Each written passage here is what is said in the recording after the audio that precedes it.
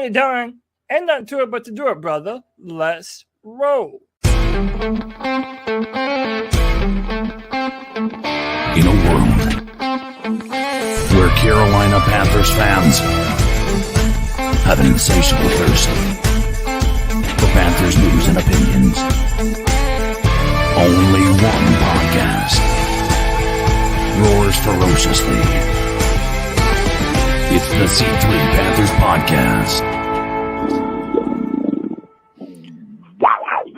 Welcome, C3 Panther Nation. That's right, I am not Tony Dunn. Even the professor gets a night off every once in a while. So tonight, it's technically the C2 Panthers Podcast because you get double the dose of Cody on the show tonight. I'm joined by my man, the voice that makes them moist, Dizzle Allen, holding it down with me. CK, what's up, brother? How you been living, man? Oh, we're just out here living dreams, enjoying life.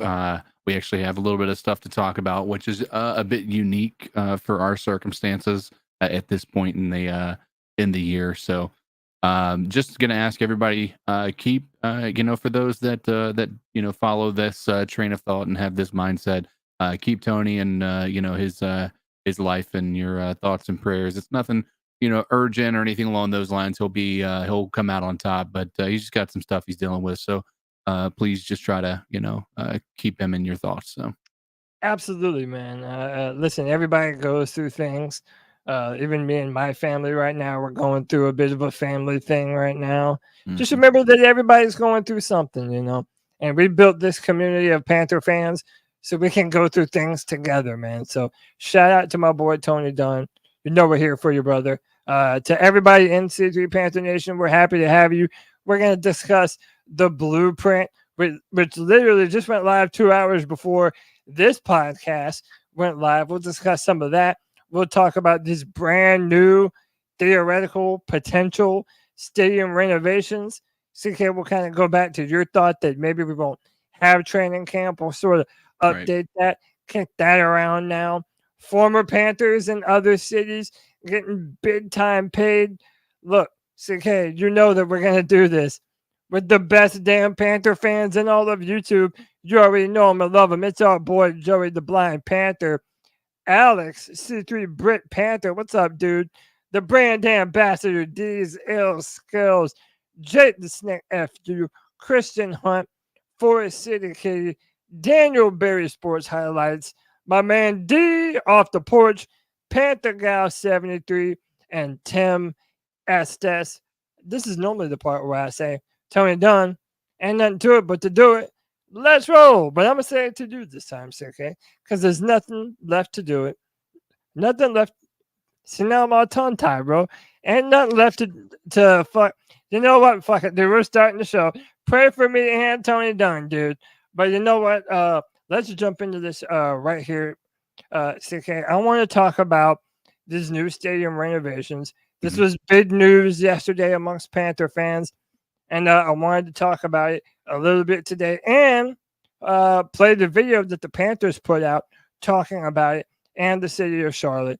The city of Charlotte's Economic Development Committee is discussing Bank of America Stadium's renovation plans where taxpayers would pay $650 million in public money over 4 years from 2025 to 2029.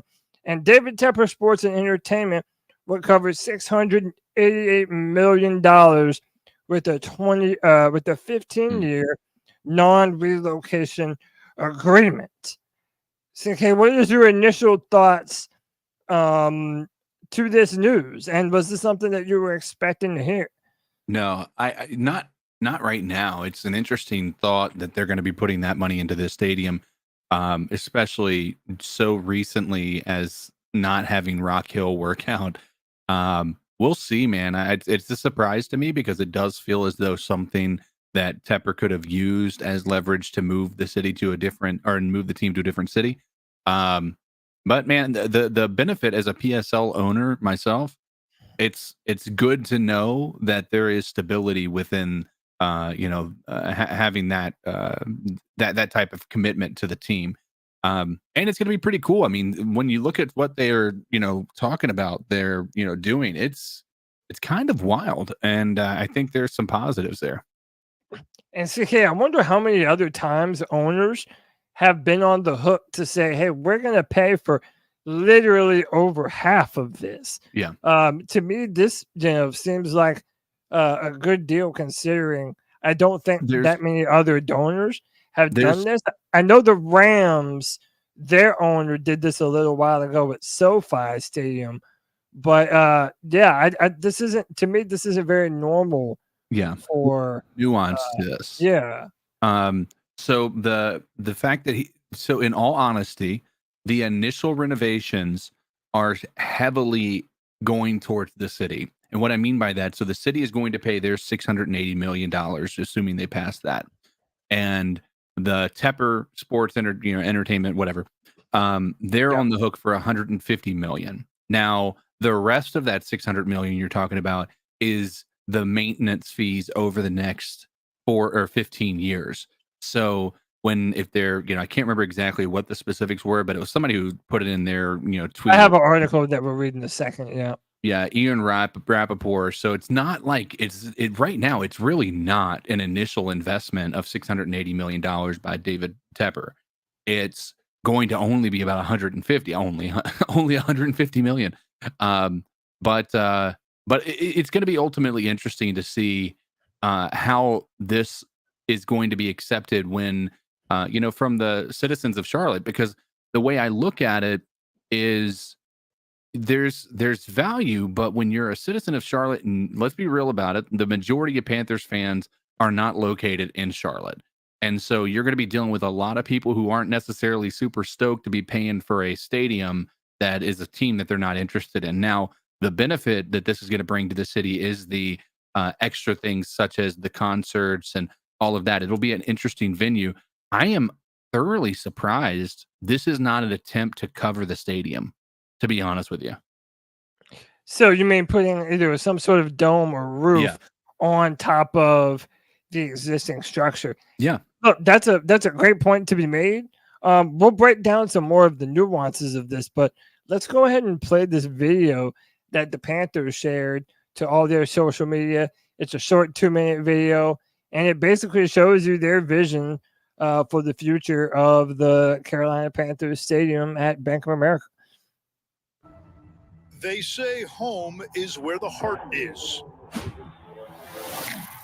For almost 30 years, you've helped make Uptown Charlotte our home. It's much more than a stadium. It's the lair where we keep pounding. Young looking for Thielen. He's pulled down. What a catch. And a fortress fit for the crown. A brilliant goal for Charlotte. It's the song you can't get out of your head. And the game you just had to be there for. Carolina Panthers, champions of the NFC. It's where we create the moments we'll never forget and experience the traditions worth coming back for. This stadium is our home, and we are excited to show you the vision for what's next. This is the future of Bank of America Stadium. A modernized fan experience featuring a reimagined exterior with a park-like setting, inviting new spaces for the community to gather and celebrate sports, music, and the arts. New state-of-the-art audio and video technology designed to keep fans informed, entertained, and engaged like never before. Unique social spaces with stunning views of the action and the beautiful Charlotte skyline. Brand new seats and redesigned concourses with diverse concession options that celebrate flavors across the Carolinas. It's a destination that draws marquee events to Uptown, attracting visitors from near and far. Not just on game day, but every day. Welcome to the crown jewel of the Queen City.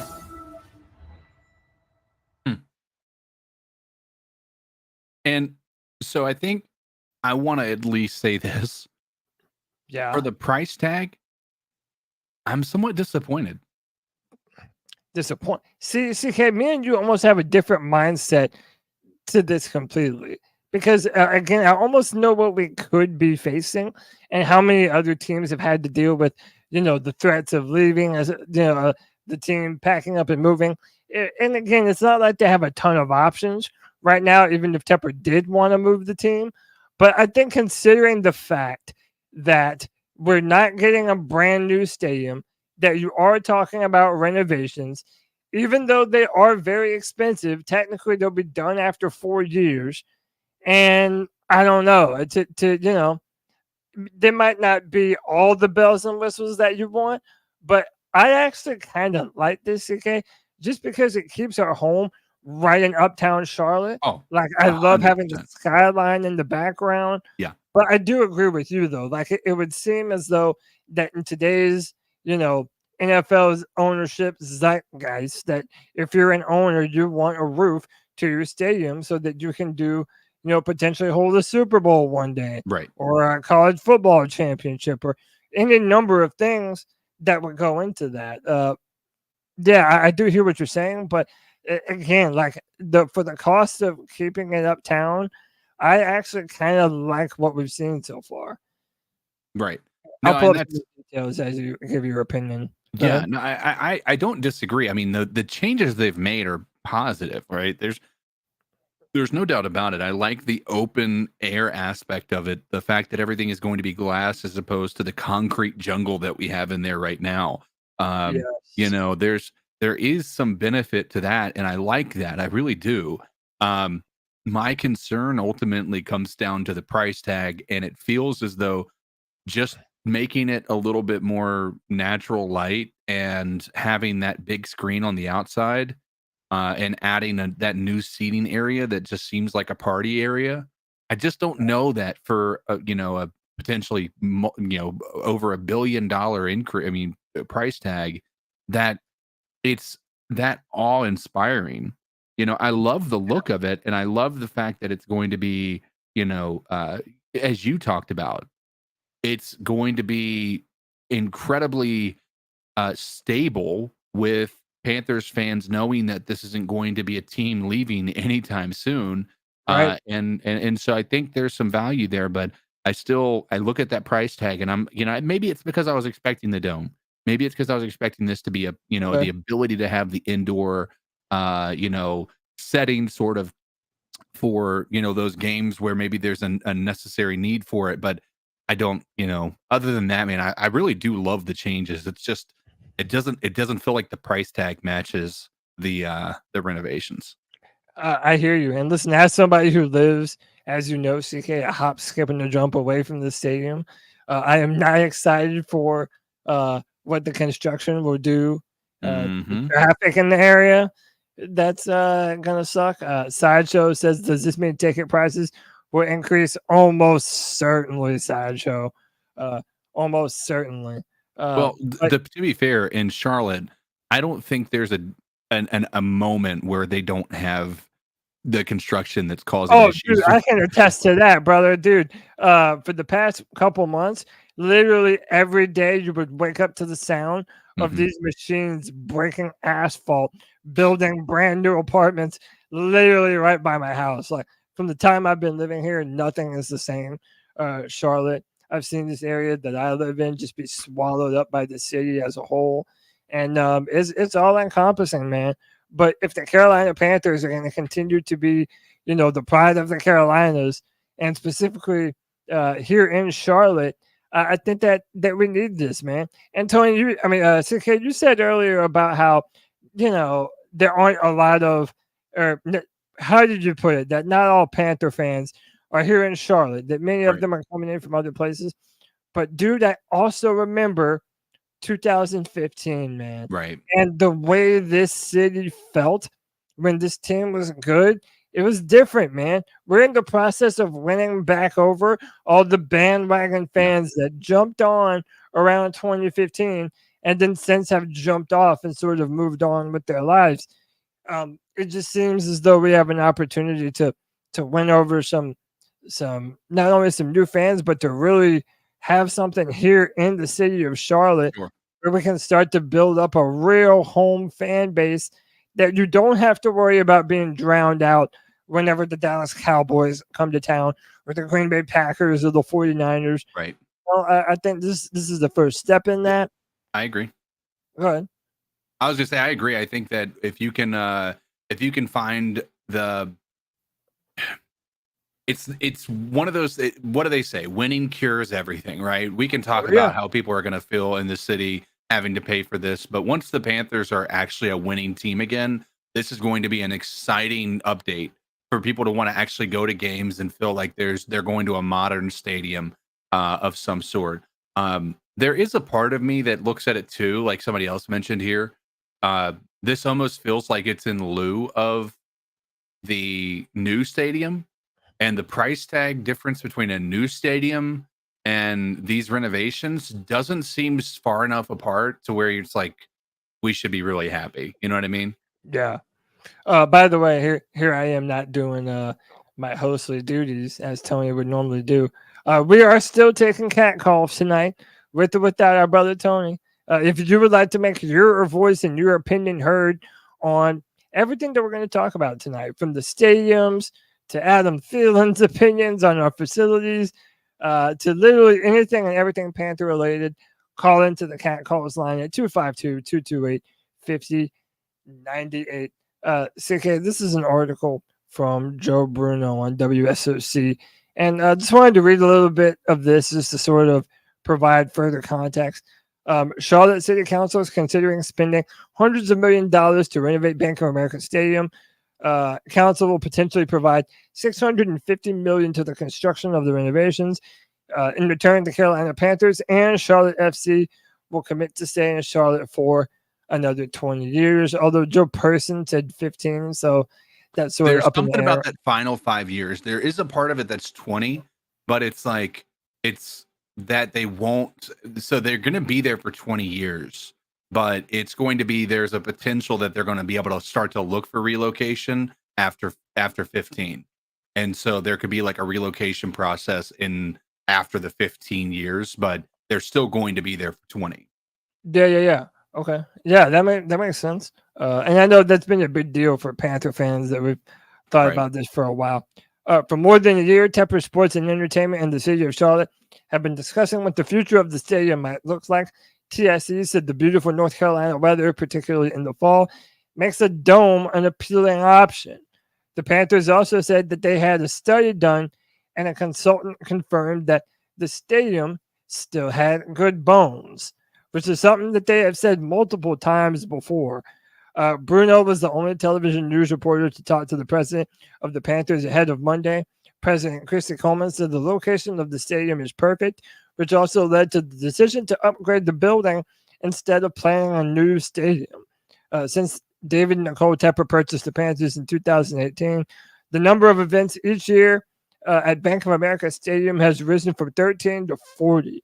Charlotte Assistant City Manager Tracy Dotson says the 2023 impact of Bank of America Stadium was $1.1 billion. And I wanted to expand on that for a moment, CK, because, we sort of made fun of David Tepper for bringing the music back to Charlotte. Right. Because especially we're a losing football team and no one gives a damn about a Garth Brooks concert at Bank of America.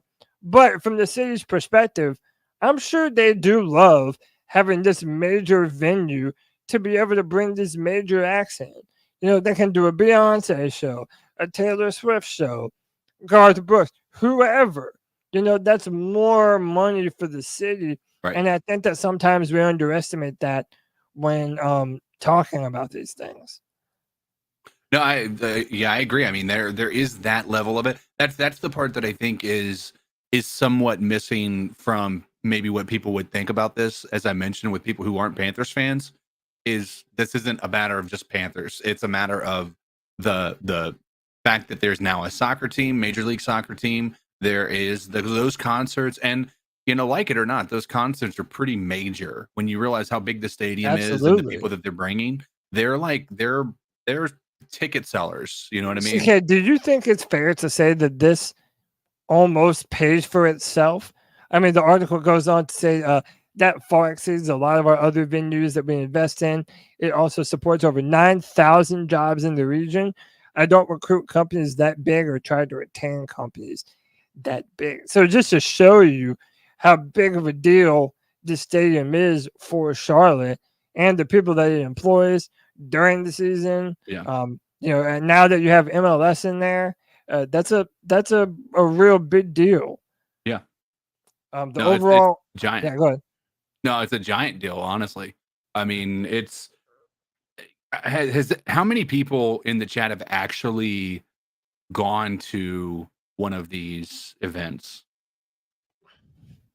Like, that'd be something I'm curious about, because I feel like in an arena type of environment, that's gotta be an electric type of a place to be. And I do think that when you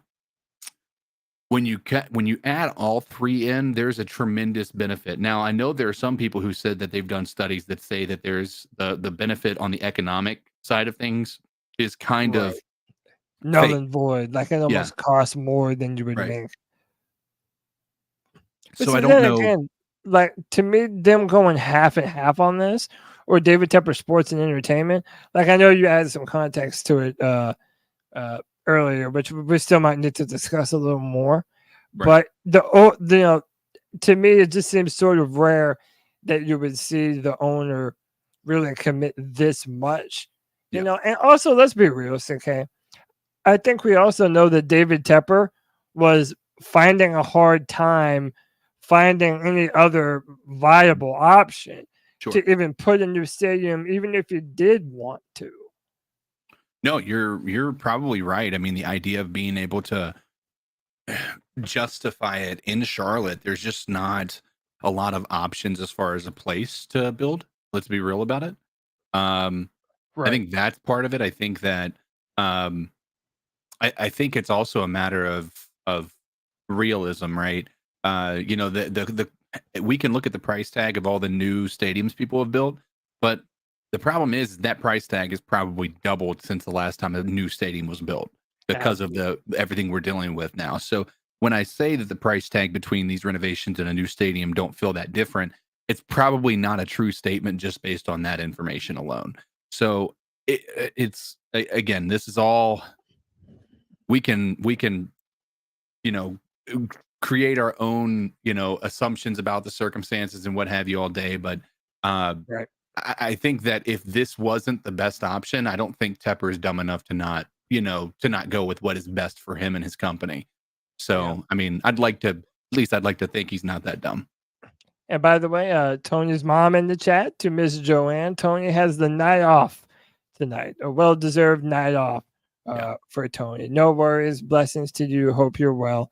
CK, to continue this, the overall goal of the project is to modernize the stadium. The Panthers want to build a park-like atmosphere outside the stadium with big LED screens that can be used for watch parties. They want to create a space for the community to gather. So again, think about drafts. Think about just overall parties in general that they'll be able to throw there. It opens up so many different possibilities. They said the new concourses will feature upgraded concessions and local art, plus a bigger team store. There will be all new bowl seating with the state-of-the-art surround sound and new scoreboards. And I don't know if you've seen any of those giant scoreboards up close. I mean, ours is pretty cool, but especially some of the newer ones the stadiums have, they're pretty dope. A corner of the stadium will be converted to create standing room only section. It's something Coleman said she's excited for. The way people enjoy things now is a little bit different. People like to stand and be social. This will offer a new experience from that perspective and will also allow people to see the beautiful skyline that we have. That's one of the things that I love most, keeping the skyline. If Charlotte City Council approves the project, renovations would take place from 2025 to 2029. Neither the Panthers nor Charlotte FC would be displaced because of them. It's a community asset, so it's important for the community, and we're excited to be a part of it. So that's saying this is going to be done by 2025? Is that what that says? Well, it says the renovations will happen from 2025 to 2029. So I'm imagining that this was something that will happen basically kind of slow over a 4-year process. I mean, that's what it's looking like right now. Right. Final bit of this, and I think this holds the splits that we were talking about. From 2018 to now, Tepper Sports and Entertainment has invested $117 million into Bank of America Stadium improvements. Cost for MLS expansion and Atrium Health Performance Park, Charlotte FC's headquarters and practice facility, are estimated to be a little more than $381 million. The city's $650 million comes from the Convention Center Fund. The fund is composed of a tax on hotel rooms and a tax on prepared food and beverages. That's the extra 1% added on to your bar tab or bill at your favorite restaurant. Money in the fund can only be spent on upgrades to the convention center, amateur sports, and Bank of America Stadium. It can't be used for things like police or affordable housing. Go figures, huh? Interesting. Yeah. The food and beverage tax has been in place for decades, but was set to end in 2038. Last year, state lawmakers voted to extend its life to 2060 because we need more and more stadiums. So that's really about it, man. It sort of talks about us in relation to some of the other ones. I don't know. Now, it's a lot to. Yeah, go ahead. I was going to say, can you pull up because we have a similar price tag to what the Jags are going to be doing to theirs, and I heard some people talking about the comparison. And the Jags, I don't know if you can look up what the Jags. So yeah, it says right here, the Jacksonville Jaguars, the Jacksonville Jaguars and the city of Jacksonville proposed a deal this month that would put $1.4 billion towards renovating the 29-year-old city-owned Everbank Stadium. That deal would extend the Jaguars' lease by 30 years and include a non-relocation stipulation. Right. The city would spend. The city would spend $775 million, while the Jaguars would put in $625 million. So Jacksonville, they're spending more on the stadium for the Jaguars than the Panthers are on Bank of America. So the Tennessee Titans are paying $2 billion for a new stadium. Yes. A little over. But the team. And the team says they will put in or $840 million. Yeah, that's so maybe this is the future. Maybe instead of moving a team to a different city, they reach a deal to go half and half, and then it's like half ownership to the city and half ownership to the ownership group. But I don't think that this is what that's doing. Even when you do deals like this, it's not creating an ownership that the city has in it. It's just they're benefiting from the economic impact that's going to have, bringing people from out of town and influxing their city with funds that aren't coming from Charlotte. It's coming from out of state most in a lot of ways, or out of the city, or or something along those lines. So I don't think there's a value from like a profit aspect of it to the city just from this profits from Bank of America. It's going to be like they talk about the hotels, the bars, the restaurants, the just the extracurricular activities you have down in Charlotte, things like that. So I think that this is going to bring value to the city in that way. That's always kind of been the sell that David Tepper has had with Rock Hill, things like along those lines. Yeah, I mean the images that they did post, I'm all for it. Yeah, I think they look really nice. I love it. I do. Yeah. It's what I love more than anything is the inside, in the concourse and everything, because that is the one thing I would complain about with Bank of America Stadium right now is it feels like you're underground in a bunker when you go inside, at any point. Yeah. And so having it be a little more open air, maybe a little bit more, well lit. I like that aspect of it. The lighting in this is incredible, and it's something that offers a certain level of excitement. As long as it's lit the way that they're illustrating here, I think this should be a really good update to the stadium. Yeah, man, look how giant those scoreboards are too. Yeah, like they're gonna be really insane. what they're gonna do on the inside of the stadium. It's gonna be fucking cool. I need to figure out what sections are doing this to see where my PSLs are.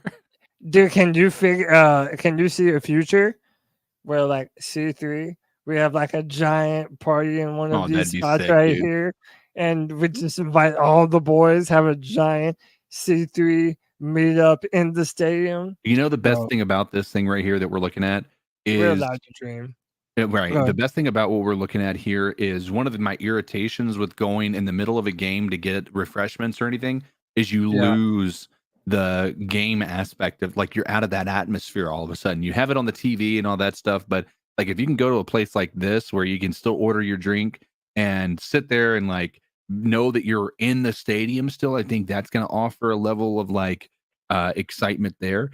Also, the way that if I had to, just based on the pictures, I could be wrong, but it looks like on the interior, when you do have to go to the concourse or something like that to order food or anything, it seems as though there's a lot bigger, like there's going to be a lot more as far as being able to see what's going on the field and stuff. Yeah, it seems like a big, nice open area. Yeah. And I like what they said about the standing room. Like having place for people to kind of stretch their legs and shit. That's really cool. I like that. And listen, shout out to our man Diesel Skills, the brand ambassador, because I think he hit the nail on the head. Like most of us are feeling like locking in the team to the city is the most important part. Yeah. And to me, that's the thing I love the most, that we're not having to deal with, oh no, will they, won't they, up and leave? Right. Like so many other teams have had that specter looming over their head for a while. Well, I'm happy to say that is not us. With us having the smallest price tag of renovations out of anybody that's been doing them, including the Jags or even the new stadium from the Tennessee Titans, do you feel like we would be more likely to have more money involved if we had been a winning team over the past decade? Oh, sure. Yeah, like if we had major incentive, because then David Tepper would be able to hold it over the head. Yeah. Like, look how good this team is. Look how, imagine how much more economic impact they could have had if it was a good team where Panther fans were swarming Bank of America at every Sunday. Like, yeah, that would be an even. And look, the thing is that Charlotte knows that. Yeah. They know that, man, if this team ever gets good, like this becomes like the pride of Charlotte. And in a lot of ways, it does pay for itself because of the jobs. And listen, they're like talking about building a park around the stadium. That's going to be even more jobs, more foot traffic, more tourist destinations.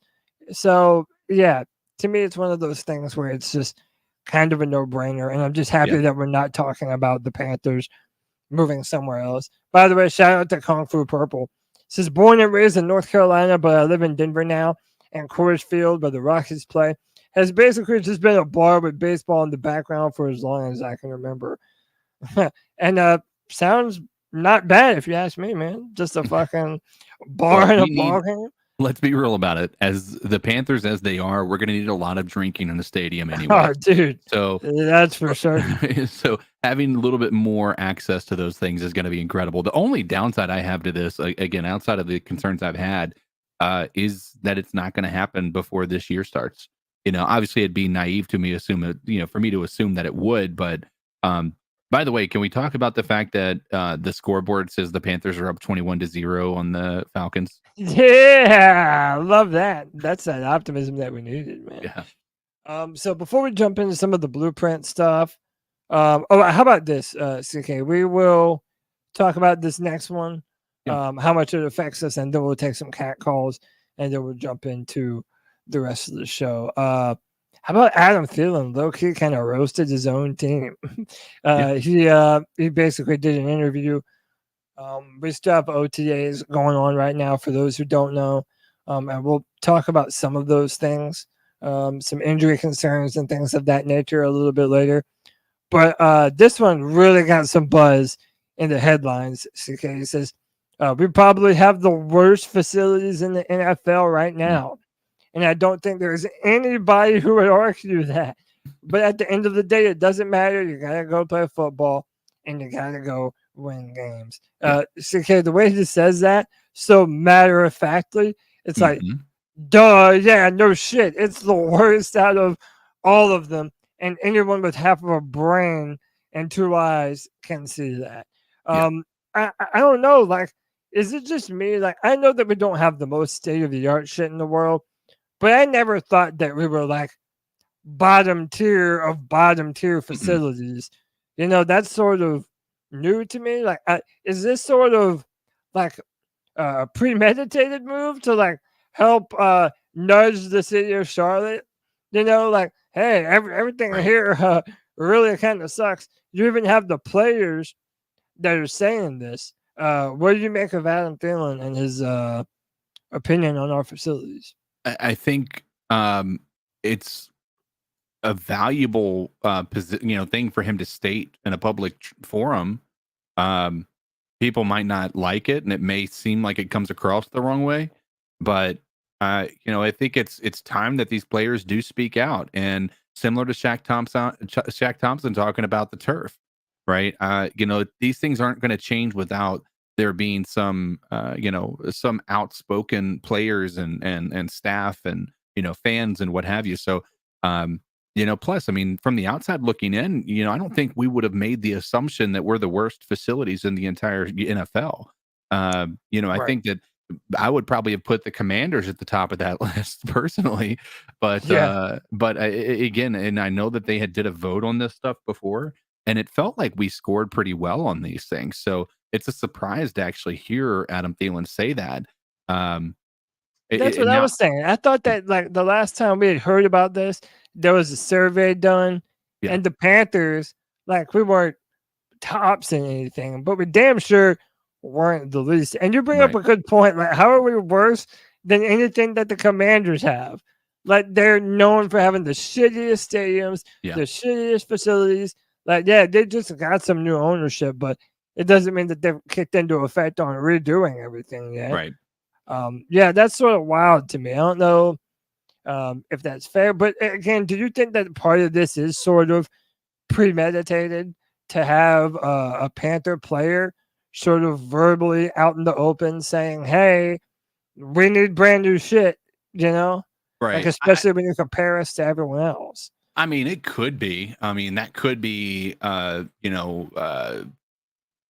some sort of a strategy involved there. It didn't work with Shaq Thompson saying it, so I don't know. Yeah. Someone else in the chat said that no matter what upgrades are made, they're pretty sure that we're still going to have turf Grass or field. turf, Yeah, yeah. the turf field instead of grass. Yeah, I don't know. Listen, I think that we definitely need the upgrades. That's the nature of the NFL. When you're an owner, part of what you do is you hold your city and your fan base. I don't want to say hold them hostage, but you say, hey, Right. if you want the team here, you're going to have to divvy up. You're going to have to pay to play. But listen, man, we want to know what Panther fans are thinking about the new stadium upgrades, about everything in Panther Nation right now, man. This is a podcast for Panther fans, by Panther fans. If you would like to jump into the cat calls at 252-228-5098, let your voice be heard. Okay, let's do some cat calls. Let's do it. So what are your thoughts on catcalling? Yeah, it's pretty. You shouldn't do that to somebody. And how did that make you feel? Very uncomfortable. So how do you think catcalling makes the person feel? It feels good, like. Who's that cat sitting in the back corner with his face buried in his nose? Who's that kid that can use one?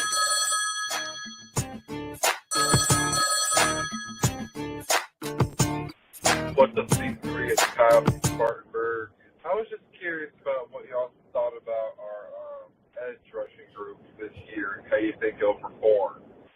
So I'm pretty sure during like the first day of OTA, Canales came out and said that Amari Barno tore his ACL at the end of last year in the last game, which is what Austin Corbett did 2 years ago, and I believe it took Corbett until week 9 to get back into action. So it kind of wipes out Amari Barno for the first half of the year. And then we know that DJ Woonem is hurt. I believe he tore his pec or his quad or something like that. And I haven't seen him out there for OTAs. I believe he's there, but it's not working. And I think I heard that he might be ready for training camp, but he might not. So we might just have a rotation of Clowney, DJ Johnson, that one guy from the Jaguars. I forgot his name, but kind of worrisome considering that we were the last. Caleb on Chason. We're the worst last year in sacks and pressure rating, so I don't see it getting any better. But yeah, I was just curious about y'all's opinion on that. But I hope y'all have a good show. Peace. Appreciate you, brother. That's a great question, and that's actually something I put in the presentation for us to speak about, CK. So listen, I've been sort of vocal that I feel like we have some major needs on defense, and that I don't know what our pass rush is going to be like this year. But something did come out that DJ Wanham has been dealing with complications from his quadriceps surgery. The Panthers have been missing their top handful of edge rushers all spring. So Amari Barno, not there. Jadeveon Clowney, not there. You lose Brian Burns in the offseason. We don't necessarily know a lot about DJ Johnson. Caleb on Chason is an option out there. But, CK, am I alone in the fact that none of this does anything to assure me that the Panthers are going to have the necessary firepower to have an effective pass rush this year? It's one of my biggest questions surrounding this 2024 team right now. I mean, that's kind of been the issue we've had for a while now. I think it's a valid concern. I don't think there's anything that anybody can say differently than what you're, kind of talking about there. I mean, there was nothing about this team that led you to believe that they were going to be an elite pass rusher, a rushing team. You add Jadeveon Clowney, but you almost feel. I'm a Clowney fan, and you know how I feel about Burns as a whole, but. Man, it's hard not to look at the up that and say that wasn't necessarily a downgrade. I'm not saying again, and I know White Chocolate's going to be pissed off about this, but Brian Burns offered more upside than Jadeveon Clowney does right now.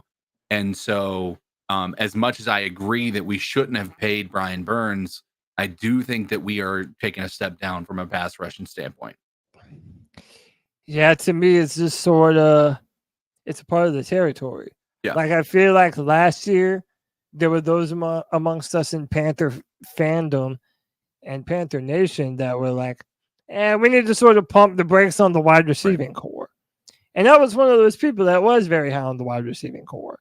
But to me, the equivalent of that is this year. There's a lot of people who want to be hopeful about DJ Wanham and Jadeveon Clowney. But hey, call me a Debbie Downer, man. I really am just urging everyone to kind of pump the brakes on that. We really don't know what we have in these guys yet. EJ Wanham had good numbers last year, but again, he was also on a really good football team over there in Minnesota. We know Jadeveon Clowney was with a really good front seven with the Baltimore Ravens. So again, we don't necessarily know what kind of players that we're getting from these guys. Then you factor in somebody like Caleb on Chason, a former first-round pick to the Jacksonville Jaguars, and the fact of the matter is we just don't know what we have in him. I mean, him and DJ Johnson, Amari Barno, they might as well be like the same person right now, if you ask me. I don't disagree. I mean, nothing you're saying is wrong in my mind. Yeah. Also, and I'll pose this to you, CK, and everyone in the chat, man. We appreciate everybody that spends their time hanging out with us on a Tuesday night. Again, no Tony, me and CK rocking it, just the two of us. But what did you guys think? Are you worried about some of the injuries that we're already sort of sustaining right now? Another one that we didn't mention, Xavier Legette. He did something to, I believe, his hamstring, and he hasn't done really any sort of workouts the past couple of days in a row. They're saying that it's sort of precautionary, but I don't know. Is that something that worries you, CK, or in the chat, anyone? No, I mean, right now, if he's not ready and playing at the beginning of training camp, maybe there's concern there, but I'm not right now. It's too early to start any type of a panic mode or anything like that. Sure. All right, let's take another call. Hey guys, John B. Jenkins here with your European League of Football update. John B., what's up? Our Panthers Rochlaw, or the Rochlaw Panthers, update. were beat unfortunately by the Stuttgart Surge 44-34 in Poland. That's not that bad. Really having a hard time finding stats for this league online right now. So hopefully that changes over the course of the season, and I can get you guys a better breakdown of what happened during the game. But without buying the Game Pass myself, I'm relying on watching the highlights. And basically what I saw is that we cannot stop the pass. I mean, last week's team passed all over us. This week's team passed all over us. A.J. Lintlin is a great linebacker, but he can't do it all. I think that we've got a great offense, and we're definitely going to be able to score some points and hang in there with a lot of people, but until our defense changes and starts to improve, I don't see us beating the better teams like Stuttgart and Rhein Fire and some of those people. So anyway, that's your Rochlaw Panthers update. Got some fun news to share with you. I won a PJ Walker jersey listening to the Markcast podcast. That's how I get a lot of my UFL and CFL football coverage. But, I mean, of all those years you guys having to deal with my Witness the Walker Wonder chant, I cannot believe I was randomly picked to win that jersey.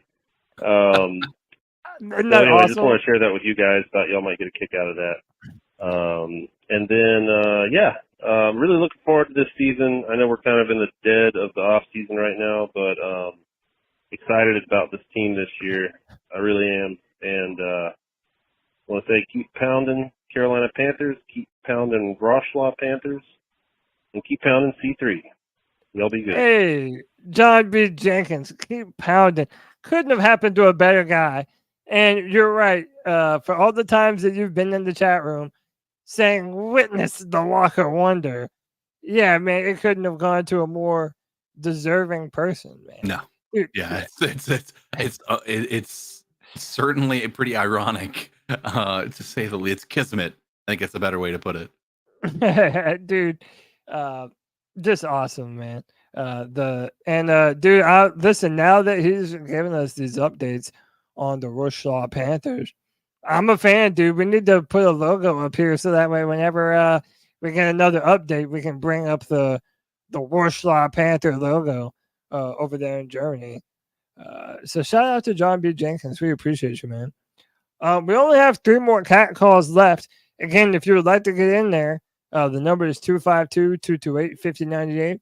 CK, let's power through these 3, and then we'll just finish out whatever we have. Yo, what's going on, C3? It's Anthony from Charlotte. Hope y'all boys what have up, man? Tuesday. It's about 6:02 here. Just thought I'd get a call in. With less than 3 hours to go for the show. First thing I want to say is we got the Dynasty League this year. Should be fun. Yes, sir. We had some issues, but we sorted them out. Kevin, like one of my buddies, joined. So that's interesting. That's cool. Blueprint drops in like 58 minutes. It's going to be cool to see what we see behind the scenes this year. I'm pretty sure you guys are going to show it on this show, go through clips. It's going to be interesting to kind of see the differences between this coaching staff, the way these players are shown as, and then last year. I know last year probably got people fired up from the blueprint, but I think that's just generally our optimism and our fandom for the team. But this year I'm looking in about an hour. I'm looking to just see how, some of these players respond to the way Canales speaks in this blueprint. We've already seen a couple clips already. Should be interesting. I think this year is all about moral victories, and I think if we can get some moral victories in smaller places, I think that will end up leading to regular victories in bigger places, most known as the win column on our schedule, and putting more butts in seats. Another thing I want to say is the renovations Tepper's doing is cool. I personally had no problems with the stadium. I thought it's still a young stadium. I mean, it's only 30 years old. That's not too bad. I like the way the stadium was. More renovations, cool. That's awesome. But David Tepper, you're not fooling me. This is just to cover up the shittiness of how the team's been. And realistically, you can modernize the stadium to look like SoFi Stadium from the Rams, but butts aren't going to be put in seats unless the team starts winning. That was clearly evident last year when we played the Falcons in the rain, and you could literally only see like 100 people on the broadcast. Yeah. No joke. It was insane. Yeah.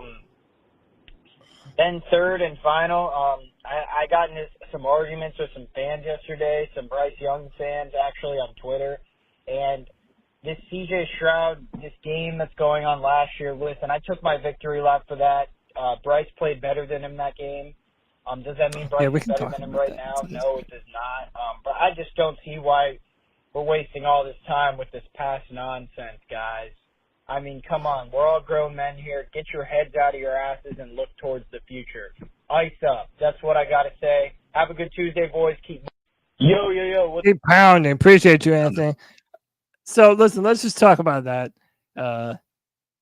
since it's been brought up. I think it's, I get that some people are done talking about this shit, but it's never going to go away. It's literally never going to go away. And now you had a situation where CJ Stroud sort of came and poured gasoline on the fire, right? So, CK, I wasn't even aware of this, but apparently CJ Stroud did some kind of an interview on a podcast, and I guess somehow the Panthers came up, and he was talking about how one of our DBs, I forget who, was talking shit to CJ. So CJ felt some type of way about it, and then he went on to elaborate and say, well, on top of that, his quote was, "I was hot because they didn't draft me." So I'm like, all right, I'm going to show these cats I only threw for like 140 and they were nothing. So basically, not only did, it's obvious that he won the Offensive Player of the Year. Sam Franklin, yeah, thank you, Dedes and ERH. Bro, that shows you how much I be remembering some of these fucking nobody corners that we have on this team right now, dude. But shout out to Sam. He's not terrible. I mean, what do we make of CJ Stroud taking a shot at the Panthers? Should he feel some type of way for not being selected number 1 overall? And should CJ even be talking shit about a game where the team that he wanted revenge on, he didn't even beat them, and he had the worst performance of his rookie season against us? Well, how do we feel about this? Well, not even just that. He had the worst performance he had. And it really solidified many people's opinion of him. And that is, he needs the elite players that he had in order to be able to be successful. He lost, some of those players, and he found himself in a situation where he played horribly. And that was not just that game. That was multiple games where he had a similar outcome. So I think it's a weird thing to say. It's understandable. And quite honestly, it's kind of what I was talking about the other week when I was saying that I have concerns with Bryce Young not drawing inspiration from negativity. And I think that, us not selecting him number 1 overall is exactly the type of stuff that great players use to fuel their fire. And so I don't think there's anything wrong with it. It's a weird statement to make, when you did have your worst game against this team. But it also feels weird because Bryce Young and CJ Stroud are friends, right? And to have CJ Stroud approach it this way almost is a direct slight against Bryce Young as well. So that seems interesting that their friendship is kind of like that competitive, but it is what it is. It doesn't hurt my feelings. Yeah, I mean, it was definitely his worst game, but again, it was also bolstered by the fact that, dude, he won Offensive Player of the Year, right? Or Rookie Offensive Player of the Year. He won a playoff game. I mean, listen, there is still a large a large portion of Panther fandom who basically still wishes that we drafted CJ instead of Bryce. Sure. Then on top of the fact that we still have some questions about Bryce, that's what I'm saying. Like, these questions are not going away. Yeah. But I don't know. I think that if you're, very famously, Tom Brady, right, always had that chip on his shoulder as being selected number 199 and being like the 6th or 7th quarterback that went in that entire draft. I do think there is something to be said for these young players that do come in with a chip on their shoulder. It does motivate them throughout the course of his career. Same thing happened with Aaron Rodgers. It happens a lot. And if you're CJ Stroud, I don't necessarily know that it's unfair to be like, well, you see what you should have had over here. And you're right. He has been very, very friendly with Bryce for a very long time, to the point where I felt like CJ even sort of defended the Panthers more than everyone else because Bryce is on the team. Right. But again, when you add the context of Sam Franklin talking shit, the more and more it's just sort of kind of understandable. I think him and Bryce are two really cool dudes off the field. I think that they're great guys. So I don't really read too much into this, but yeah, Panther fans did have no problem telling CJ that he overstepped his bounds, considering how poor he played against Panthers defense. Yeah. It's again, I don't believe that this. It's a weird thing to have the opinion you do about the Panthers should have drafted me and filling a slot, because the Panthers did him the biggest favor he's ever had in his entire fucking life. And pardon my cursing, but let's be real about some things. Boy, real talk. You should be calling up Scott Fitterer and saying, thank you so much for not drafting me. I don't know what I would have done if I had to come to that team and deal with what Bryce had to deal with. True facts. I am so sorry. I thank you so much for that. Yeah. Dude, if you're CJ Stroud, write a thank you letter to David Tepper. Although there were rumors Nicole Tepper was a fan of CJ, but all of those are just rumors, man. Hey, since we're on the subject, we'll finish out 2 more cat calls in a second. I wanted to bring this up with you, okay? So, you're talking about recently how Bryce's how would you say it? Like his lack of anger or the lack of he doesn't have a fire. chip on his shoulder. Yeah, there is no chip on his shoulder, and that's something that's been worrying you. But if I'm being honest, one of the things that's still worrying me about Bryce, they have to do with mechanics. And I wanted to play this clip. It's a slowed down version of Bryce throwing the ball. And a lot of people on Reddit were like, nah, nothing to see here. A bunch of quarterbacks do this. They'll hop when they're throwing the football. But what you're seeing here, in my mind, runs very counterintuitive to everything that we've been told about quarterback mechanics. As Bryce is throwing this ball, notice that like not one of his feet are on the ground right there. Now, people in the comment section on Reddit, they pointed out, well, a lot of quarterbacks do this. Aaron Rodgers does this. Patrick Mahomes does this.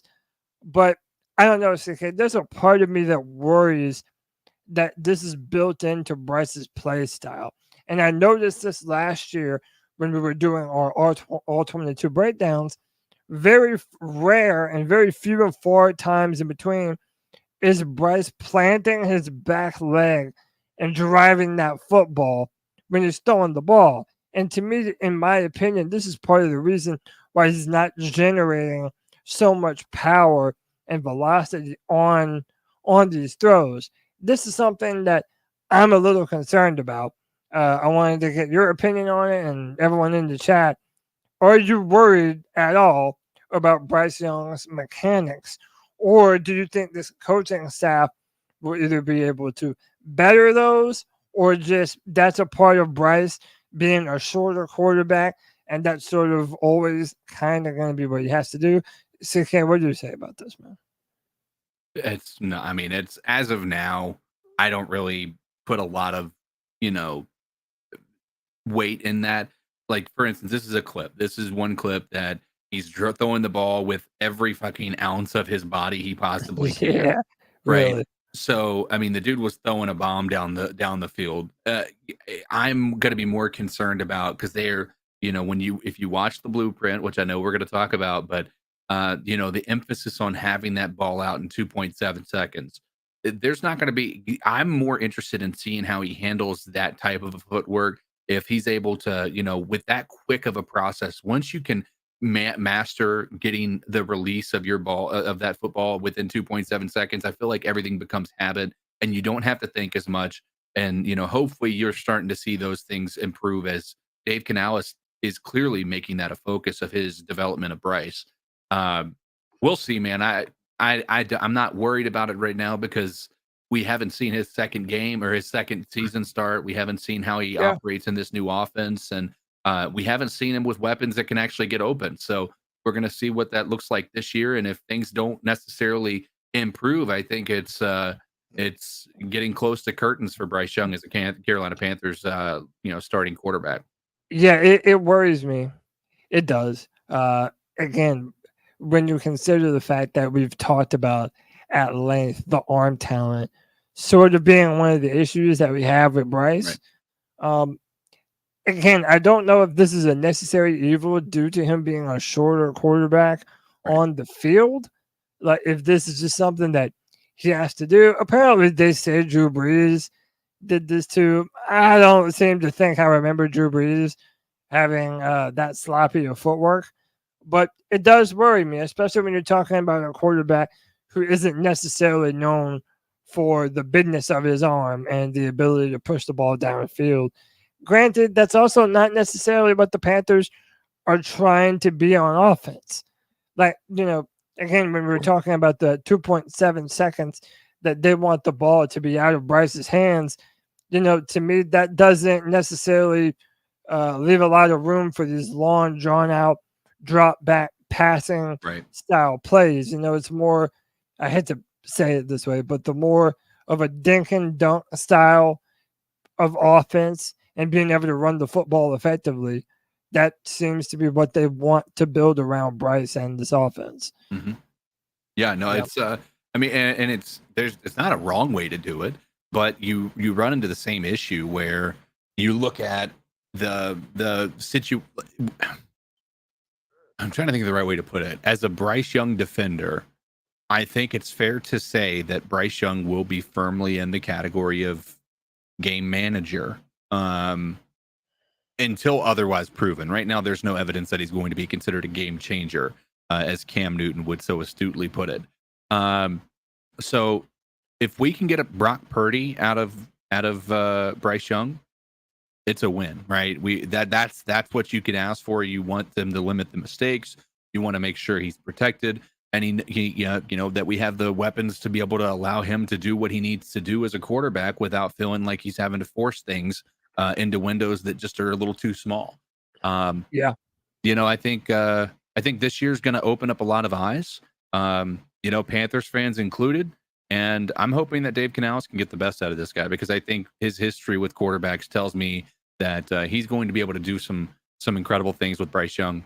And I'm optimistic. I'm excited. And, until I see otherwise, right now, Bryce Young's my quarterback, and I want him to be the starter until he proves me wrong at this point. I hear that. Let's play some more cat calls, and then I'm going to upload 3 more that just came in. Let's do it. Yo, my C3 family. D. Stanford, North Carolina. Shout out to the great Tony Dunn, the homie Cody Lack, CK Code Dizzle, the whole C3 Legions, Diesel Skills, Cole BJ. Yo, loved watching the blueprint. I know we don't supposed to get overhyped about packages and stuff like that, way too early in the year. But there were certain things that, I was already looking for that I saw that just made me happy. And it was just the teaching and the guys that take so much pride in the teaching. And when you got a 2-15 team and a team with a lot of young guys, you want to teach and teach as much as possible and get them to buy in so they can hit the ground running a lot quicker and can move a lot faster or whatever. So it's just a beautiful thing to see. Still love the excitement from Canellis. I really love that dude as our coach. I love the energy. I love the thoughtfulness in his approach. Also, you can see that within a lot of the coaching staff, that they really have a lot of thoughtfulness in what they're trying to convey over to these players. And even Dan Morgan, who says he wakes up just because he knows that this 2-15 was unacceptable. And the whole goal is to make it better. Yeah. See, those are those foundational pieces I keep talking about. You can't even fix the problem until you truly acknowledge and understand the problem. And that's the things that Dan Morgan, Dave Canellis, and his coaching staff is doing. And I love it, just like I love every single one of y'all. We're going to have a way better season. I know that's still not saying much at 2-15, but I feel like we'll have a product that we can at least be proud of. And like always, keep pounding. Keep pounding, brother D. We appreciate you, man. Great call. You know we love our man D. So look, we'll actually use that as a jumping off point to talk about the blueprint. But before we do, dude, shout out to Mr. Strats, man. Strats, you know we love you, bro, with the $20 love bomb. Says cheers to the C3 podcast. I think we need more data before we can make a decision. Last year was a wash. Too many bad things to compound it all. We did see there are some things we can evaluate. Deep ball and ball protection. Absolutely, man. And to even kind of go on D's call, one of the things that I like to see is that we have guys that are really wanting to implement coaching and teaching onto these young players. And it seemed like last year under Frank Reich, there was a lot of assuming that these players were ready to go and they were ready to play Panther football right now. And to me, that just couldn't be further from the truth. So, CK, I'll just say very broadly, what are some of your taking points from the blueprint, which, by the way, if y'all don't know, the Panthers released a 32-minute video, an in-depth behind the look at everything that went into the offseason, from hiring Dan Morgan to be the general manager to Dave Canellis as the head coach, to them going through the Senior Bowl, talking about Bryce. I'm going to play a clip in a minute of Brad Idzik. But CK, do you want to mention the fact that we have teachers that are motivated to teach these young players? But what were some of your standouts that you took from the blueprint that you watched just before the show? It's the attention to detail that I think you get from Dave Canellis. The fact that he is bringing things back to the basics. He's not trying to, start from where he was last year in Tampa. He understands we're going to have to start from scratch and move in the right direction. And it seems as though his goal was to bring a lot of coaches that share his vision, that know the offense that they have envisioned for the Carolina Panthers, that has evolved from his time with Seattle into his time with Tampa and now here with the Carolina Panthers. I think that seeing that and his willingness to be honest, right?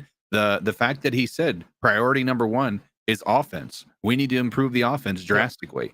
Like that's where it starts. He's like, the offense is primary focus number one. And so I like that. I think it's just his willingness to acknowledge the actual needs of this team.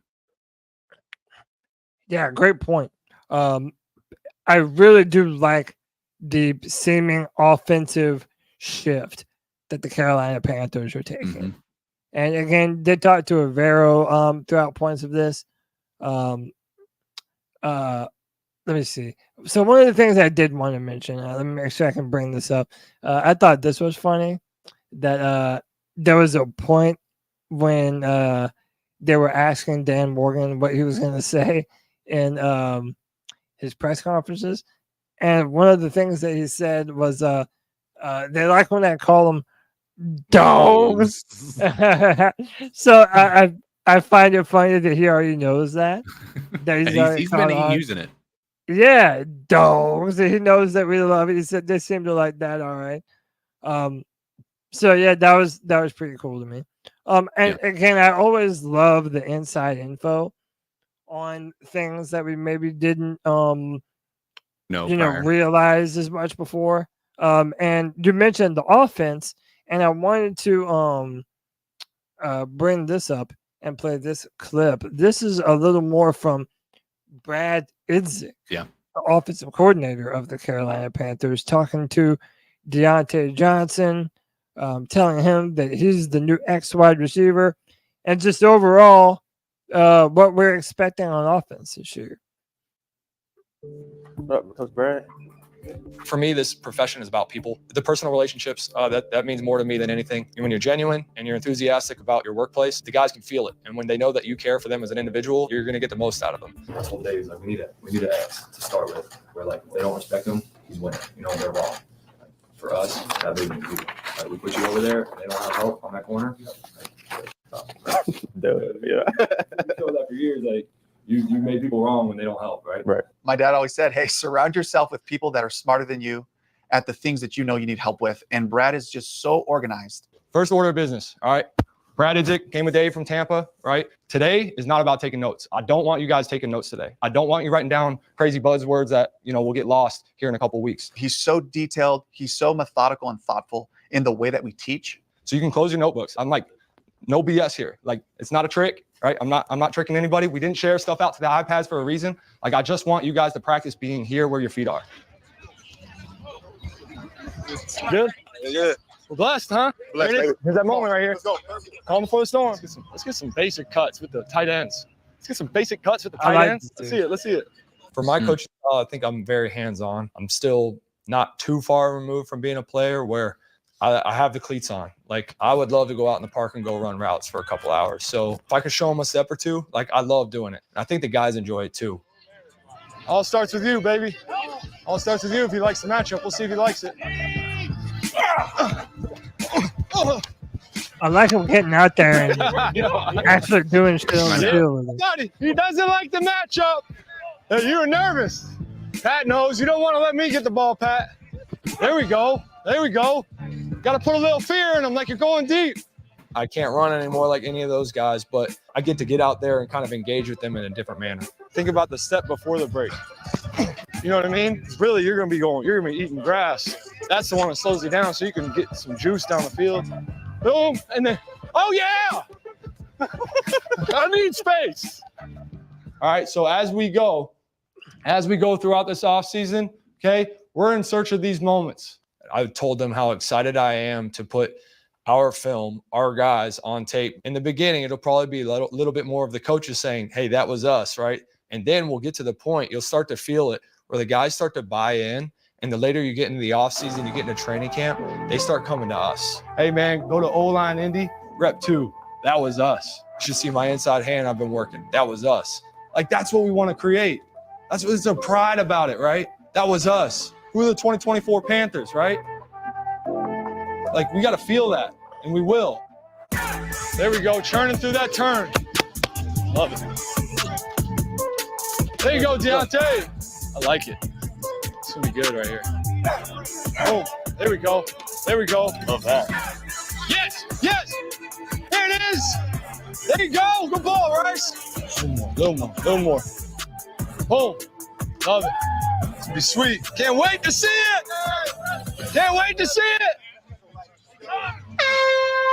I love it, CK, and I feel like Brad Idzik is the guy that we don't mention enough. When we talk about our offensive restoration and the changes that we're going to make, we bring up Dave Canales. Yeah. And rightfully so. I mean, we brought him in to, essentially call the offense. But this guy, Brad Idzik, I think is going to play such a pivotal part in what we're going to be on offense this year. I mean, you see, he's also a young, fit coach. He's like Dave Canales. He's getting out there on the field, running drills.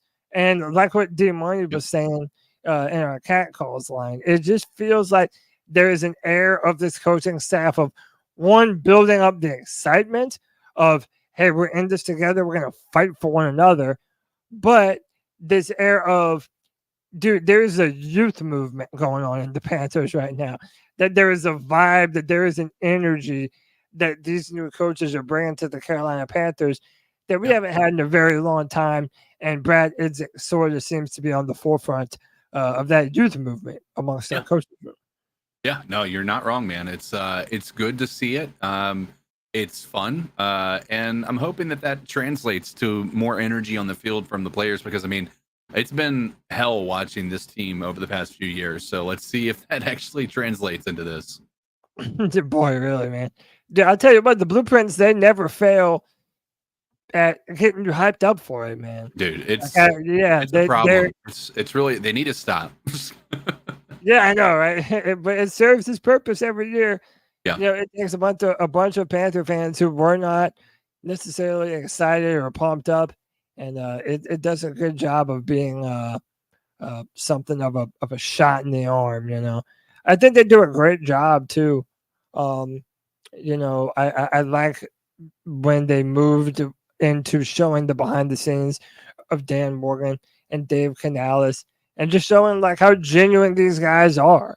And I like the fact that they showed with Dan Morgan how he was here during that keep pounding time period when Sam Mills was implementing that in the Carolina Panthers as a culture.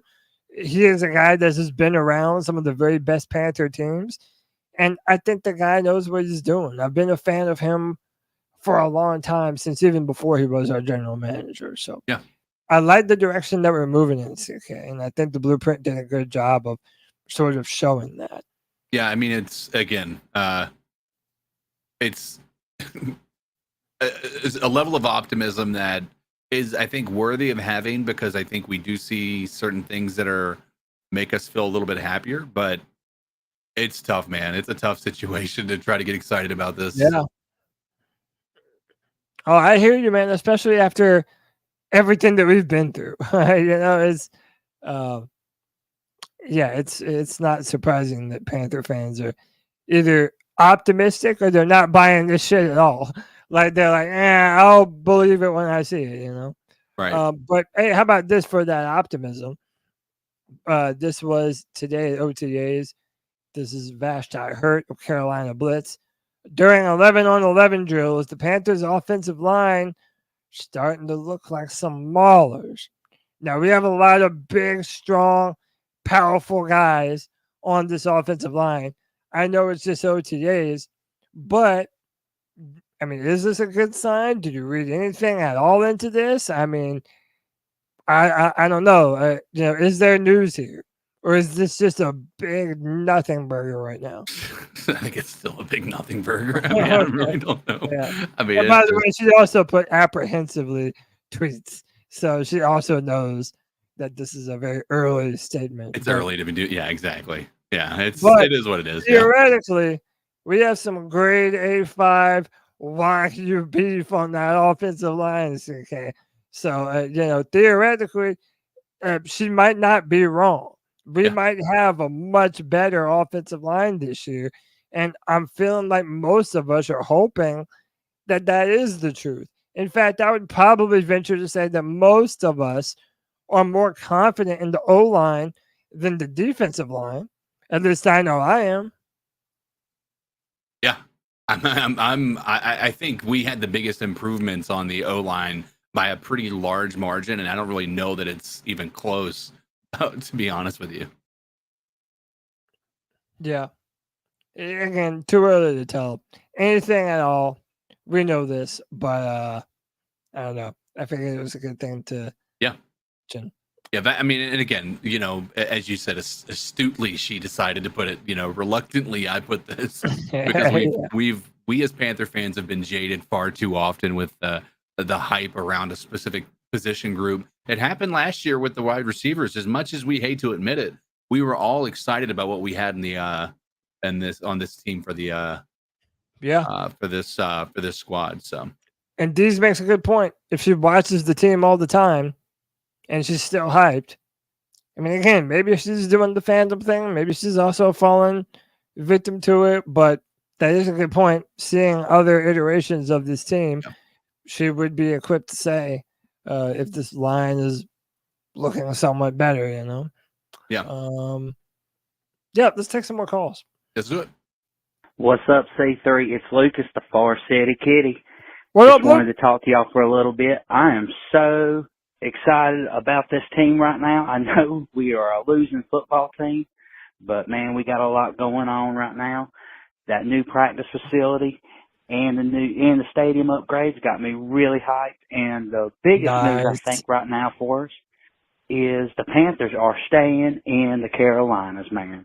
I am so excited. I was so nervous about us being the next St. Louis or San Diego, but man, we are staying right here, right in North and South Carolina, baby. Go Panthers. Keep pounding. I am so ready for some football, man. That blueprint got me hyped. Let's go Panthers. Let's go. So that blueprint is serving its purpose, getting people hyped out doing here. exactly what it was intended to do.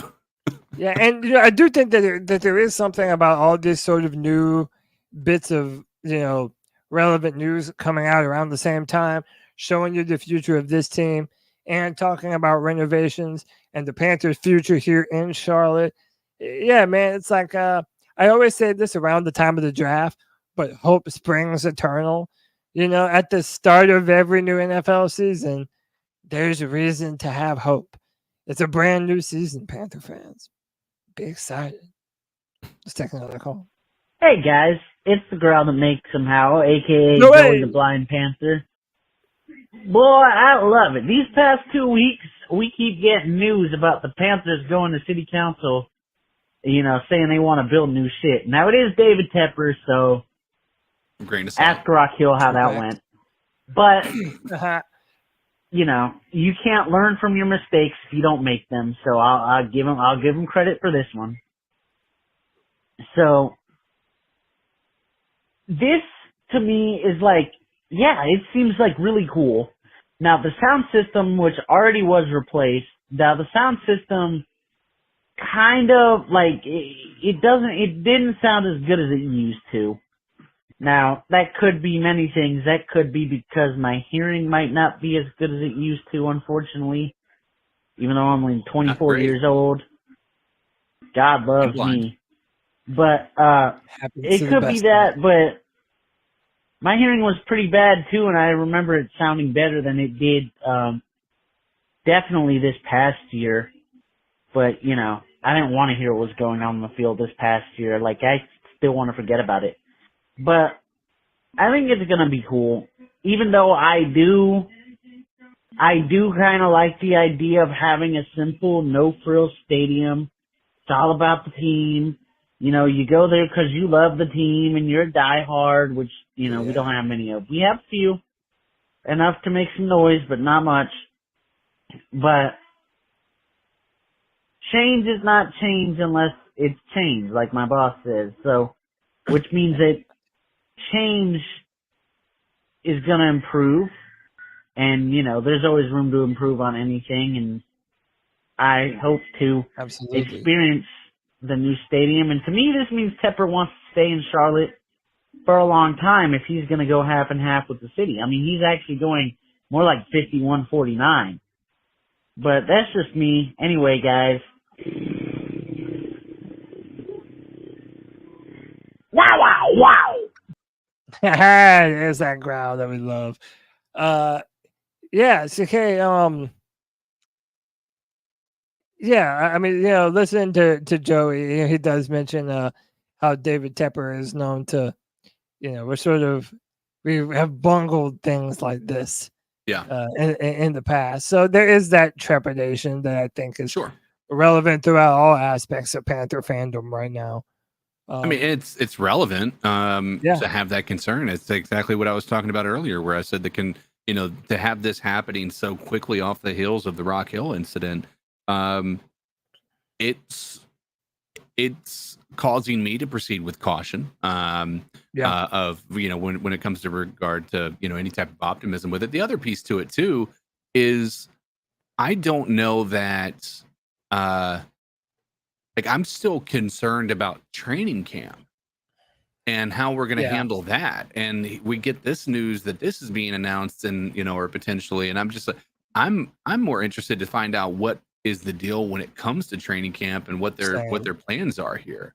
So I mean, again, these are all, we can, go round and round in circles about what we think this means and, how this, but until I see the renovation start, or until I see that it's an official approval from the Charlotte, city council, I mean, it's all just rumors at this point in time. And then even when it is announced, it's only until I see the stadium with my own two eyes and I actually see that there's been some movement on those renovations. Updates. Yeah. Then it's all just something that we're hearing. It's good. Again, same thing with Bryce. It's good to be optimistic, but we got to take it with a grain of salt. Yeah. And there's so much wait and see, CK, involving the Panthers. Like when it comes to the stadium stuff, Bryce stuff, the coach stuff, the new additions, there's so much wait and see, man. So it's definitely an exciting time to be a member of C3 Panther Nation. And listen, no matter what they do for training camp, because we know they're going to do a fan fest. But that might be in South Carolina, though, right? They've already they said that when they announced that it was not going to be the training camp in Spartanburg any longer. They said that the Fan Fest moved to South Carolina so that they can keep the mindset of two states, one team. So Dude, we have to do something uptown Charlotte, a big ass C3 get together. We've been talking about it behind the scenes. We have to make it happen, dude. And I've even found a pretty dope ass venue that I think you and the boys would like a lot. We'll talk more about it, but we have to make something happen. No matter what they do, something has to happen. Get the C3 fam together. You know what I'm saying? Yeah. No, you're right. I mean, it's got to be at the forefront of our thoughts. If they're going. I think this late in the year, I think we would have heard if they aren't going to be doing it as a training camp for everybody. So I think that's good news that there hasn't been news. You know what I mean? Yes, I would agree with that. And I do think that they're going to have something ready, like those markups that we showed 2 weeks ago. Yeah. Maybe I'm wrong, but that doesn't seem crazy to me in 9 or 8 weeks, considering what they've already done over there. Right. I don't know. Time will tell, as with all things concerning the Panthers. 2 more calls, and then we'll finish out the show. Yo, it's my chocolate espresso. What up, Kev? I'm eating it at this moment. But, I ain't worried too much about the injuries, They're just now trying to get used into playing, Got that summer heat coming down now, so I'm not really too worried. News though, XL is doing a autograph meet and greet here in Charleston at both Charleston Sports Club in Mount Pleasant and James Island. I'll be going to the one in Mount Pleasant. If anybody from Charleston wants to meet up, that's cool. My question to you is, and to people in the chat, is there anything you want me to ask him while he's here? Any questions you want answered? Anything you want to throw my way I can ask him or whatever. But that's really all I got. Peace. All right. What I want you to ask him. Will he come on the C3 Panthers podcast and talk with the boys? Shit, that's what I want, man. Dude, he seems like such a down-to-earth, cool guy. Xavier Leggett, I'm sure he's one of the nicest dudes. Everybody that's ever grown up around him speaks about how incredible he is, how nice he is. So, yeah, Kev, work your magic. Make it happen. And how about this? If you can get Xavier Leggett to come on the pod, I would change my profile picture on Twitter to a Gamecocks logo for a week. Oh, shit. That's pretty damn big, bro. Timestamp that and send the shit to Kevin. Get XL on the show. I'll change my profile picture. You heard it here first. Make it happen, Kev. All right, last call. Yeah, I see there's no Tony tonight. But anyway, guys, you guys are doing a good show. This is Scott from Winston-Salem. Hadn't called in a while, but Scott, what's up, brother? I guess, Cody, I was wondering, do we have any stats on our new guards? Any pancake stats? Do we have some pressure stats, sack stats, anything like that on our new guards? I think that would really help out as well to sort of know what we may have for the season.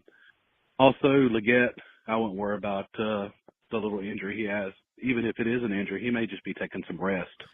So, or he may have tweaked something in his new route tree. How about that? So, Anyway, you guys are having a great show, and I appreciate everything you guys do. And as always, keep pounding from Winston-Salem. Keep pounding. Scott, we appreciate you, man. Yeah, I mean, maybe the route tree, maybe that's what has him tweaked. I don't know. As far as the guards, I know Robert Hunt had like a perfect grade in pass protection last year. These guys have a history of handing out pancakes. I know part of the reason why we got them is how good they have been in their career at keeping the quarterback safe and protected. And I know that was an emphasis. And they're spending almost $150 million between them or something like that for the next 3 years. So I think their ability to keep Bryce upright has been one of the biggest reasons for their signing. I'll try and find something while you're talking. Okay, go ahead. Yeah, no, I mean, it's I'm excited to see what this offensive line's able to do. I mean, with that type of investment, anything short of a top 15 offensive line, I know that sounds like I'm putting a really low number on that. Anything outside of a top 15 offensive line is a disappointment. So I'm really, really hopeful that this turns out to be a much better circumstance for this team as they get as they start to kind of mesh and everything. And there's, you can have really good offensive players and they still don't turn out to be good players. So we'll see if they were, the result of being just a part of a really good team or how that ends up looking. But as of now, man, I'm excited about this offensive line. And like you said, they seem to be maulers. Yeah, that's why they were brought in, just to be big, strong, powerful maulers. I do have this clip of Panthers new guard Damian Lewis. He's the left guard, and this clip for the Seahawks. This is him right here. Him on Luvu, just clearing Frankie out the way. The dude's a road grader, man. Just big, powerful, strong.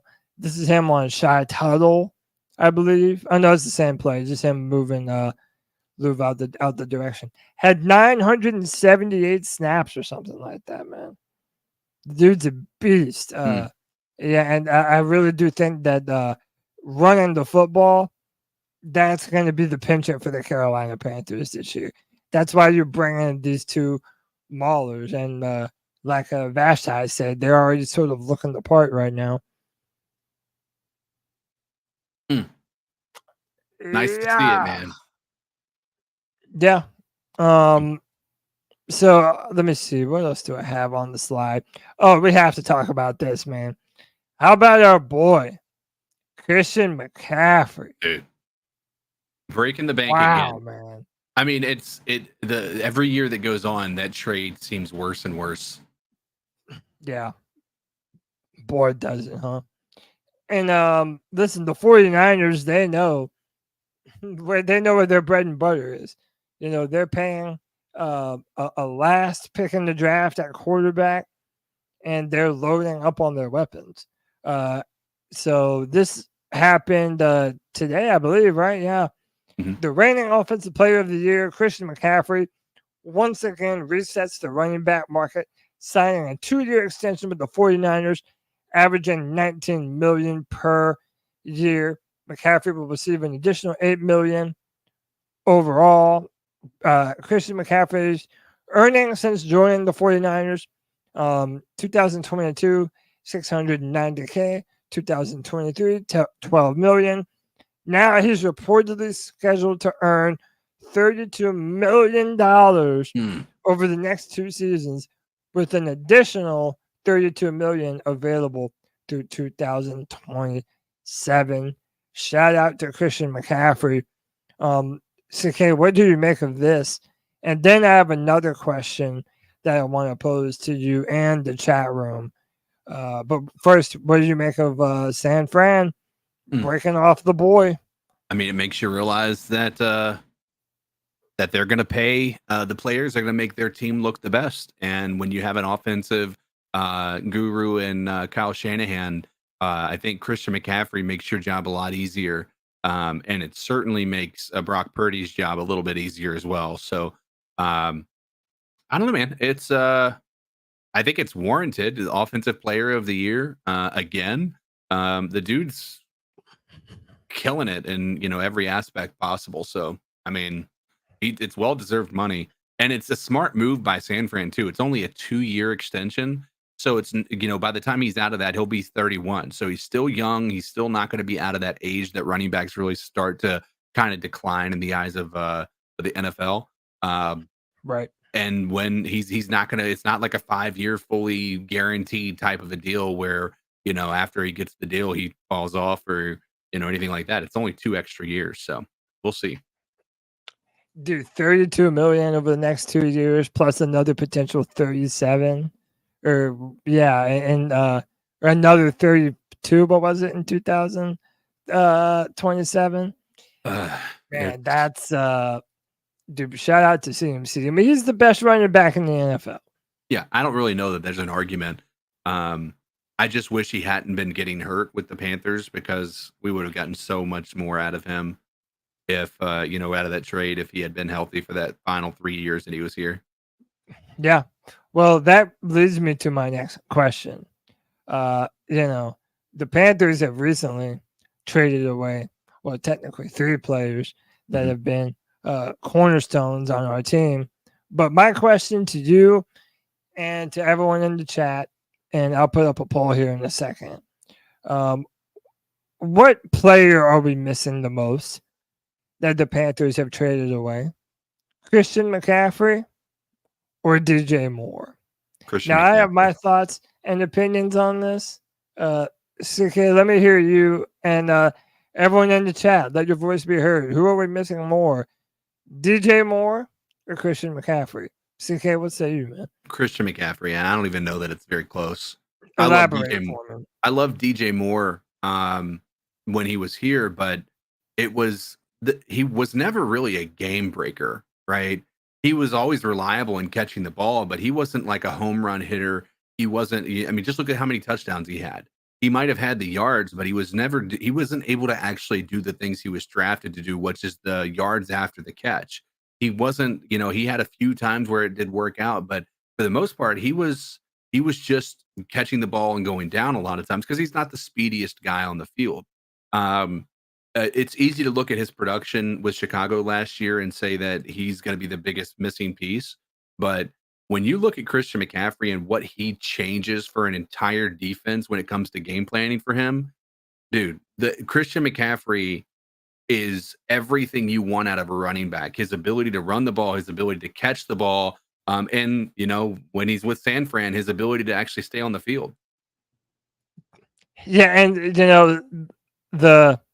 I think when you factor in how much he meant to the running game and the passing game, like that's that he provided such a unique weapon for Carolina. Yeah. But also knowing what Dave Canales has been saying, CK, that we are going to have this immense dedication towards running the football.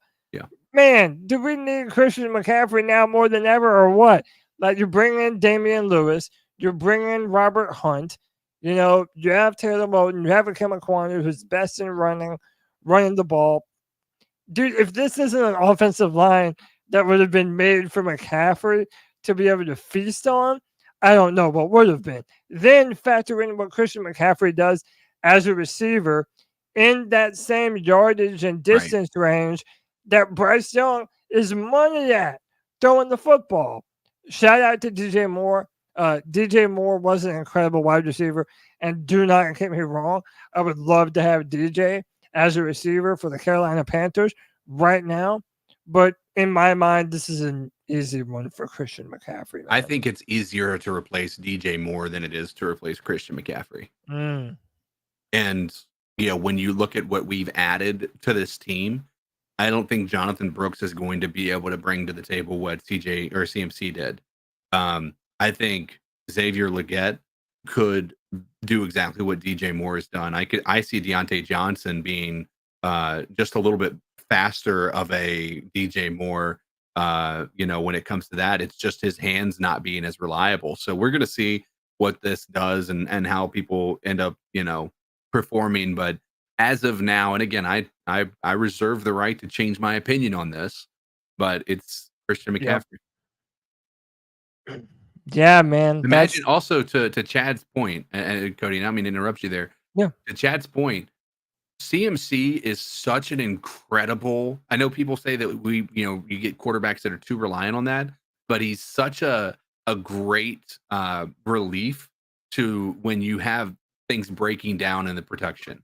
Having him as an outlet that quickly is so incredible. If you can have Thielen and CMC, who are some of the best short yardage route runners in the entire NFL, even though Christian McCaffrey's a running back, I think that is something that changes the way defenses play you without question.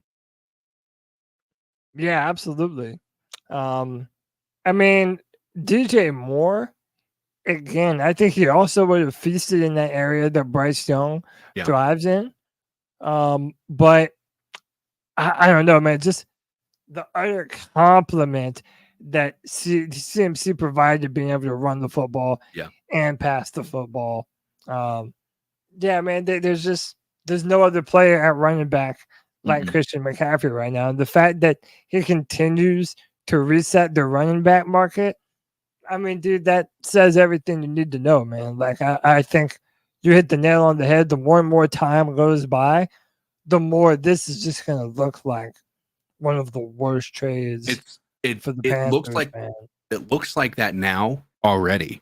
And it's similar to the Bryce Young trade right now, right? When you look at what we gave up to move up to get Bryce Young and what people used those picks for, it's hard not to be, oh God, that's frustrating, right? And then what you gave up for CMC, what you got for CMC, it's not just it would be different if we had gotten some game changers on this team with those picks. We didn't. No, we didn't. And you're going to be upset if you go and actually look at what we got with those picks. And dude, it also, like we mentioned about how much pressure is on Bryce.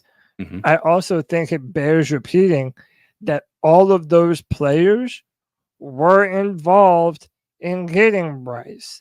I mean, people even try and dismiss CMC from that equation, but no, the second round pick that we got from the 49ers for Christian McCaffrey, that was a part of the package that we sent to the Chicago Bears for Bryce Young. So people might think that it's unfair, but that's why there's so much high expectations on Bryce, because if he doesn't pan out, literally all of it was done in vain. Literally all of it, Yeah. And what's going to be more problematic is Christian McCaffrey will not retire as a Panther. Like he's going to retire as a 49er. The 49ers offered the better, like he played in a Super Bowl for them, right? Even though they lost, he played in the Super Bowl for him. He might have won Offensive Player of the Year for the Panthers, but the dude's had 2 incredible years with the 49ers, and he's going to have at least 2 or 3 more. We're going to see if he can remain healthy. It's going to be painful to continue to watch CMC ball out for that team. Very, very painful. Our final call of the night. We got another one. You see dog 1983 TV. Sit down. Whenever you come in here, make sure you hit the like button. Make sure you subscribe to the great content. Appreciate you, brother. Go live every Tuesday. Go live every Friday. And during the football season, they got a game simulation on Saturday, and they go live after the game on Sunday. But real quick, man, I'm just here for all the Bryce sexuals. Everybody's for everybody who's real hyped for the season to begin and everything, I kind of feel like Stephen A. Smith with Dallas Cowboy fans right now. But I don't have to wait the whole season, But we'll see, man. We will see what the season has to offer us and everything, But with that being said, man, I hope everybody have a great rest of the week. Amen. And just keep pounding, man. You know what I'm saying? Just keep pounding. And I just hope everybody have a great week, man. C-Dog 1983 TV up out of here. Like I say, whenever you come in here, hit the like button. Make sure you subscribe to this great content. The C3 Podcast is the longest running Panthers podcast on YouTube. 11 years and running, if I'm not mistaken. But anyway, everybody have a great day and keep pounding. Keep pounding. See, dog, we appreciate you, brother. Man, he's been one of our best listeners forever, man. Always shouting out the pod, giving us our love and credit. See, dog, we appreciate you, brother. Yeah, listen, one of Bryce Young's biggest critics, and he will continue to be that way until we see something from him, Yeah, man, like I'm thinking about this team as a whole, CK, and there's a lot of ups and downs, like the offense is giving you reason to be excited, but in my opinion, the defense still has a lot of holes left. But I think there's still enough to be excited about development this year. And just like I've said before, the mission for this year for the Carolina Panthers is very simple. It's to build around Bryce Young enough to be able to properly evaluate him as a player this year to see what type of quarterback you have. And if the Carolina Panthers are able to do that, CK, yeah, I'm happy, and I'm going to count this season as a victory. Yeah, I mean, I think that's a fair point to make. You've got to lower your expectations a little bit about what this team's going to be, and then just hope for the best. That is it. CK, our final slide for today. We have to update the Panthers kicker battle. Yes, I did indeed make this meme. I don't feel like I got enough credit for how fire it is, so I'll share it one more time. But for the third week in a row now, with media present, undrafted kicker Harrison Mevis was 5 for 5 on field goal attempts, this time with a long of 60 yards, besting his former 58-yarder that he kicked at OTAs. Should be an interesting competition for Eddie Pinheiro. Look, you can tell me that I'm putting the horse before the cart or whatever you want to say. Harrison Mevis, that is the kicker for the Carolina Panthers. Eddie Pinheiro choosing not to be at OTAs might be one of the worst decisions that he has ever made for his entire career. Whenever you hear them ask Canales about the situation, he brushes off Pinheiro and moves straight to how impressive Harrison Mevis has been the entire OTA process. I really do think that we have a weapon on our hands, CK, and that is the thicker kicker, Harrison Mevis, baby. Am I wrong? I mean, listen, if the word on the street is accurate, that it doesn't look good for Pinheiro. No. If you're holding out, the last thing you wanted to have a dude come in here and just be a better all-around player than what you've been. So far. I mean, that's one of the things. Like I said, I've been a defender of Pinheiro, but you gotta be available, dude. You gotta be available, and you can't hold out and then have somebody else do the job just as well, if not better than you. Yeah. And listen, how funny is it, CK, that a number of years ago, we had another kicker on the team named Harrison that we let go somewhere else and thrive, even though he was the better of the two as a prospect. And now it just feels like the Panthers could do the same thing again with another guy named Harrison. It's like, come on, bro. It's kind of on the nose there. But yeah, I mean, I and many people that have been on the free for all and many people online, we're pretty much counting the days of Eddie Pinheiro. And one of the things that we've been mentioning is like, has he done enough for the team to feel like he is not only worthy to hold out for a contract extension, but that he has the type of leeway with the fans or the organization to be able to make this kind of a move? It just seems very short-sighted to me. Right. It might be, it might be short-sighted. And I mean, the other part of it is he's not playing on a really big contract. It's not like he's making life-altering money right now. And it's going to be hard not to look at his stats and for him to feel like he should be paid like one of the best kickers in the league. It's just, again, it's similar to the idea that the defense is a top 10 defense. It's fool's gold. I mean, he's consistent in a certain range, and the team clearly doesn't trust him outside of that range because he hasn't been asked to kick in that regard, Yeah. Yeah, and also it's hard to forget Atlanta a few years ago when PJ Walker threw the bomb to DJ Moore and DJ took off the helmet, but then the amount of missed kicks in that game. I mean, I know he went on to do some okay things, but I don't know, man. It just seems like he really miscalculated this one. Like, especially if Harrison Mevis does steal this job from him. And by the way, we would save $1.8 million moving on from Eddie at this point in time. And maybe that's some trade value. Because another thing that we didn't mention, CK, was apparently Brandon McManus, the kicker for the Jacksonville Jaguars. Yes. Yeah, he was. Was it the Jacksonville Jaguars or was it somebody? I thought it was somebody else.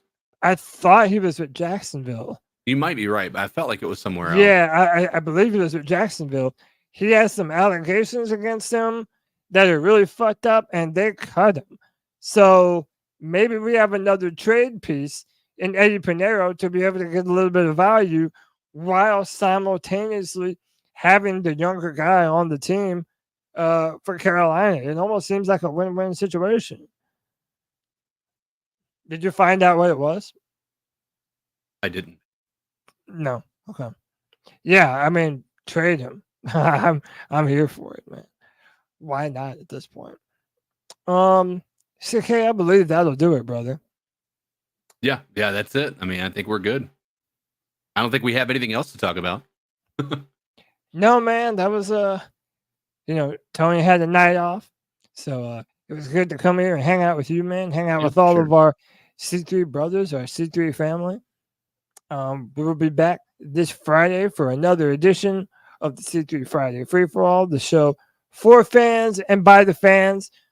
As you know, we have one final segment that we do at the end of every show, our homage to Steve Smith, where we tell someone to toughen up, icing up, get their shit together. It's time to ice some fools up.